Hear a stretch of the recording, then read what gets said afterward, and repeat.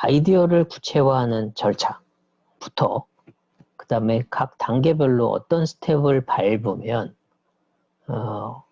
구조화가 좀 쉬울까?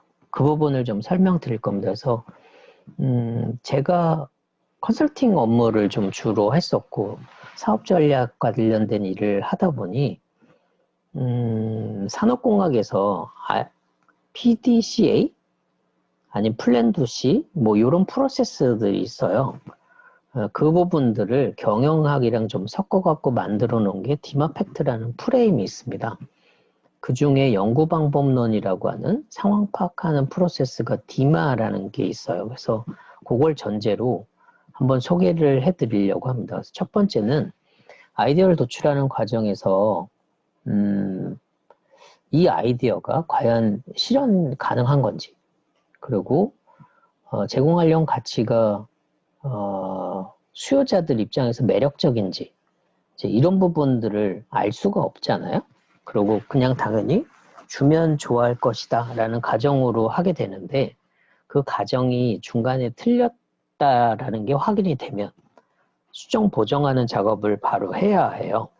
그래서 그 과정을 일련의 프로세스로 만들어 놓은 것이 디마팩트라는 프로세스입니다. 그래서 첫 단계가 문제정의나 과제 선정을 하는 디파인 단계. 요 디파인 단계에서 이제 주로 하는 것이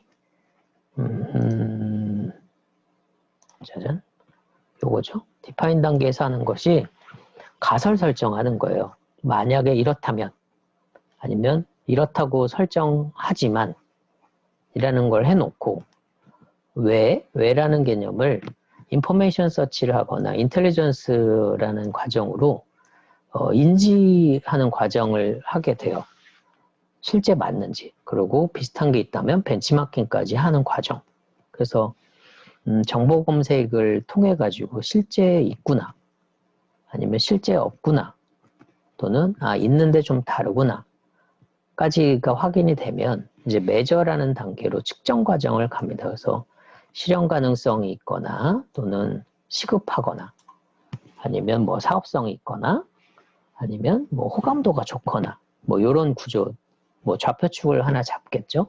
그래서 매력 평가를 해보고 우리가 생각했던 가설하고 매력도 간에 간극이 얼마나 생기는지, 또는 처음에 우리가 설정했던 가설의 중요도가 정보조사랑 매력도 조사했더니 조금 핀이 안 맞다던가 타점이 안 맞다던가 이런 것들이 되면 조정하는 단계, 또 갭을 파악하는 단계가 어널리시스 단계예요. 그래서 이니셜만 따가지고 D, I, M, A 해서 디마라고 얘기를 합니다.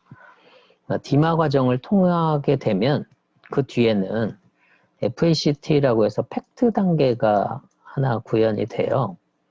요건 이제 실행 단계 이제 다음 시간 사업 계획할 때 아마 설명을 드릴 텐데, 문제 정의하고 아이디어 도출, 매력 평가, 컨셉 판단이 되면, 분석이 되면 포캐스트 단계를 시작합니다. 그래서 포커스 그룹 인터뷰라든가 심층 면접을 해본다던가 그렇게 해서 특정한 방향으로 가는 거, 비전의 방향, 벡터 값들을 찾아가는 걸 먼저 해놓고 액션 플랜, 사업 계획을 짜는 거죠. 사업 계획을 짜놓고 그걸 컨트롤하거나 커뮤니케이션 하거나 체크하는 단계, 실증하는 단계죠. 그게 C단계, 그걸 확인해보고 마지막으로 조정하는, 테스트하고 실제 트라이하는 단계까지 실행해서 실제 사실을 만들어가는 과정. 이렇게 해서 전체적으로는 디마, 팩트라는 단계의 이 두 블럭으로 여러분들이 생각하는 생각 정리하는 틀이 공유가 될 겁니다. 그래서 디마 팩트 요 두 프레임으로 디마는 연구 방법, 그 다음에 가설 설정하는 거를 확인하는 작업, 그게 실행할 때는 포캐스트 하는 것 자체를 어떻게 액션 플랜을 짜고 어떻게 소통하고 체크하고 컨트롤할 것인지, 그 가설이 또는 그 계획이 설정이 되면 어떤 단계로 테스트하고 실행할 것인지, 요게 이제 디마팩트 전체의 환경 분석 이후에 전략을 수립하고 실행하는 과정의 전체 프로세스예요. 요걸 가지고 비즈니스 모델 캔버스랑 같이 연동해서 설명을 좀 드려볼까 합니다. 첫 번째 단계는 문제 정리하는 겁니다. 어떤 불편함을 제거하기 위해서 만들었을까? 되게 유명해서 그냥 사례를 조사하셨을 수도 있지만 뭔가 불편했기 때문에 그 불편함을 해소하기 위해서 그 서비스나 장비들이 나왔을 거예요. 그게 먼저 설정이 돼야 합니다. 요게 이제 가설이죠. 그게 불편하다라고 설정을 했는데 정작 그건 불편한 게 아니었다. 네, 그럼 이제 가설이 틀린 거니까요. 그게 되고 나면 대상을 찾아야 해요. 불편함을 느끼는 대상자가 누군지. 그 다음에 그 불편함으로 피해를 보는 사람이 누군지. 불편함을 일으키는 사람이 누군지도 아는 게 좋겠죠.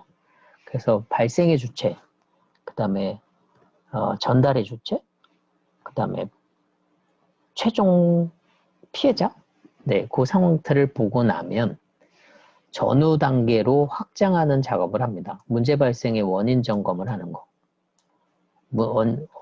문제가 발생되고 난 상황에서 어떤 상황들이 전개가 되는지, 네, 그 전개 상황을 관찰하는 게 되게 중요해요. 각자 이제 설정하셨던 아이템들이 불편함이 뭐였지? 기능만 생각했었는데 또 기능 외에 그 대상자가 누구지? 그 대상자의 또 다른 피해자, 상대방은 누구지? 이 부분을 좀 고민할 필요가 있습니다. 그래야 단계별로 좀 달라진다는 느낌? 그런 것들을 좀 볼 수 있거든요. 불편한 원인이 뭐지?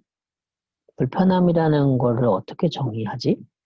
이 부분 단계를 먼저 보셔야 되고 그 불편함이 보여졌다면 또 파악이 됐다면 그걸 느끼는 대상자가 누군지 또 그걸 발생하는 원인자 사실 원인자는 환경일 수도 있었고 사람으로 대상으로 얘기를 잘 안 하거든요. 그럼에도 불구하고 불편을 느끼게 하는 사람 또 불편 느끼는 사람 그 불편 발생으로 피해를 보는 사람 이 3자를 한번 구별하는 거를 해보셔야 해요. 그래야 일단 타겟이 하나 결정이 나는 거고요. 그 결정이 나고 나면 다음 단계로는 상황 전 파악을 합니다. 왜냐하면 이거는 시계열적으로도 역추적하는 거는 어렵지가 않아요. 원인들을 거꾸로 조사하는 거니까 미래 발생들은 가설을 설정하고 계속 관찰을 해야 되지만 원인 발생은 과거였기 때문에 조사하면 나오거든요. 그래서 그 역방향으로 갈 때 직종 상황에서 뭐가 좀 불편한 상황이었었던 건지 그리고 불편함의 원인 제공자는 누군지 그걸 왜 누구라고 설정한 건지 또 어떤 상황에서 어떤 불편함들이 발생이 되고 있는 건지 또 그게 왜 발생하는 건지 이렇게 파악을 해줘야 좀 편리하고요. 그걸 조금은 환경적인 원인인지 습관적인 원인인지 아니면 물리적이건 기술적인 원인으로 결함이 생겨서 발생하는 건지 이렇게까지 구별하면 되게 좋거든요. 이게 되고 나면 이제 직후관계 관계들은 관찰이라는 개념 또 개인의 신변도 알아야 될 거고 조직이나 개인이 움직이는 환경 변화들도 추정하거나 관리하는 것들이 좀 필요해요. 그래서 거기에 맞는 아까도 잠깐 설명드렸던 것처럼 원인이 제거되면 시간적인 이득이 있는 건지 시간이라면 정보도 같은 거고 금전 돈과 관련된 경제적인 혜택들도 같은 개념을 볼 수 있습니다. 또 그게 반복적으로 주기가 있다면 그 부분은 문제의 우선순위가 좀 높다고 봐요. 또 그 불편함이 단기적으로 발생하는 건지 장기적으로 발생하는 건지에 따라도 화두가 좀 다른데 장기적으로 꾸준히 발생하는 거라면 그거는 그냥 묻어갈 수 있습니다. 그런데 단기에 불편함이 확 증폭되는 거면 대부분은 사람들이 뭔가 대안을 직접적으로 쓰기를 원하는 요구사항들이 늘어나요. 물론 그 단계적인 상황은 시간이 지나면 해소되는 경우도 있을 겁니다. 특히 미세먼지 뭐 이런 것들은 특정한 계절적 영향에 급증되잖아요, 문제가. 근데 꾸준히 안 좋다 그러면 그냥 체득화돼 버려요. 그러려니 하는 거죠. 그럼 요건 이제 비즈니스로 가기가 좀 어려워요. 이제 그렇게 되면 고급 서비스가 나오기도 좀 어렵죠. 그래서 이렇게 양방향을 먼저 보는 거를 첫 단계 데피니션 하는 단계로 진행을 먼저 하게 됩니다. 그래서 설정이 하나 지나고 났다면 이제 두 번째로는 문제를 해결하는 그 솔루션들을 찾게 됩니다. 이 질문을 계속 드렸던 거예요. 뭐 어떤 부분을 해결하기 위해서 이 사업들을 관심 있게 보셨던 건지, 또 그게 실제로 시장이나 사회랑 소통하면서 만족도가 일어나고 있거나 호감도가 일어나고 있는 아이템인지, 또 그 문제가 하나만이 아니라 다른 것까지도 확장이 될 수 있다면 문제가 여러 개일 수 있거든요. 이제 그런 구조를 실적 스케일이라는 개념으로 정리를 해보면 우리가 메인으로 잡았던 문제, 그 문제보다 더 중요한 또는 우선순위가 되는 문제가 있지 않을까. 요걸 보려고 했던 겁니다. 네, 아마 여기까지는 좀 해보셨을 거예요. 이 화면들 아까 제가 시뮬레이션 했던 것처럼 ABC, 가나다, 1, 2, 3 여기까지는 많이들 하셨을 겁니다. 그렇게 해놓은 거를 이제 약간 재정립하는 과정에서 이런 키트를 쓸 수 있는데 이거는 좀 남겨놓고 요거는 과제로 할 거예요. 그래서 여기까지 지금 하셨으면 다행인데 안 하셨으면 여기까지는 하실 거예요. 각각. 아까 말씀드렸던 것처럼 이 상단의 블럭하고 하단의 블럭이 연동된 건 아니다. 네, 그거 인지하시면 좋겠고요. 이제 아이디어가 이제 설정이 됐으면 비즈니스는 원가를 절감하는 게 가장 큰 화두입니다. 비용을 절감해야 이익이 올라가거든요. 그래서 특정한 제품이나 서비스가 되면 이미 이제 런칭이 된 거죠. 그거를 가격을 낮출 수 있는 방법이 있을까? 이게 후순위로 하나 들어와야 해요. 이 요건들은 다 이제 산업 분야마다 다르고 기업 사이즈마다도 다른데 대중적으로는 가격이나 크리에이티브나 그다음 패스트라고 해서 정치, 경제, 사회, 기술에 관련된 거, 그다음 유통 채널, 그다음에 브랜드 인지도, 그리고 데이터가 뽑히는지 안 뽑히는지 그 관찰 가능성. 네, 요 정도 보면 입체적으로 보는 것까지는 다 되는 것 같더라고요. 저희가 할 때. 그래서 대표적으로 한 6개 정도를 설명을 드렸고요. 지금 하시는 또는 하시려고 하는 아이템에 대해서는 이걸 한번 체크해 보시면 이게 가도 되겠다 안 되겠다 그런 것들을 추정할 수 있습니다. 또 하나는 이제 구상적인 아이템들을 고객 입장에서 사는 사람 입장에서 또는 이용하는 사람 입장에서 한번 보는 거예요. 그러면서 기존에 우리가 풀려고 하는 문제점들을 기존에는 다른 업체 또는 다른 서비스에서 어떻게 풀고 있었는지 자원활동이라는 과정이 주활동과 부활동으로 구별이 돼요. 밸류체인으로 보면. 그래서 하단에는 원료 구매하고 제조, 출하, 그다음 판매, 마케팅, 서비스, 사후 관리하는 과정 요거는 저희가 경비를 줄이는 비용을 줄이는 가장 핵심 포인트예요. 이 부분이 이제 공정 자동화도 있을 거고 첨단 기술이 들어가는 것들이 많습니다. 이제 하나씩 보는 거죠. 저희도 이제 비즈니스 구조로 구매 물류에서는 어떤 상황이 되고 제조, 출하, 마케팅, 서비스에서는 원가 절감이 어떤 것들이 될까? 비즈니스 모델 관점으로 보는 게 아니라 이제 전략 관점으로 한번 보는 거예요. 그럼 처음에 우리랑 유사한 서비스를 제공하는 경쟁 기업이 있는가? 그들은 어떤 고객을 주요 고객으로 설정하고 있는 건지. 주활동 입장에서는 원인에 대한 부분을 아까처럼 좀 다른 방법으로 찾아요. 원인 설정을 재료에 문제가 있는 건지, 소재 장비에 문제가 있는 건지, 원재료 자체 생산하는 게 문제인지, 아니면 도입에 대한 것인지. 그래서 불편하는 발생 원인, 그거를 선도기업들은 어떻게 하고 있고, 그걸 우리는 어떻게 차별화하고 있었던 건지, 또 경쟁 우위는 어떤 부분들을 설정하고 있는 건지. 두 번째 단계에서는 본 업체의 특징을 어떻게 볼 거냐. 이게 정말 확실히 경쟁력 있는 거냐, 차별점이냐, 잘 모르겠다, 불확실성이 있다, 뭐 이런 것들을 데이터를 좀 모아놓고 아까 설명드렸던 제품 기반, 프로덕트 기반하고 서비스 기반을 구별을 한 거예요. 또 하나는 눈에 안 보이는 데이터하고 스토리, 창작성이 경쟁력이 되는 경우가 많거든요.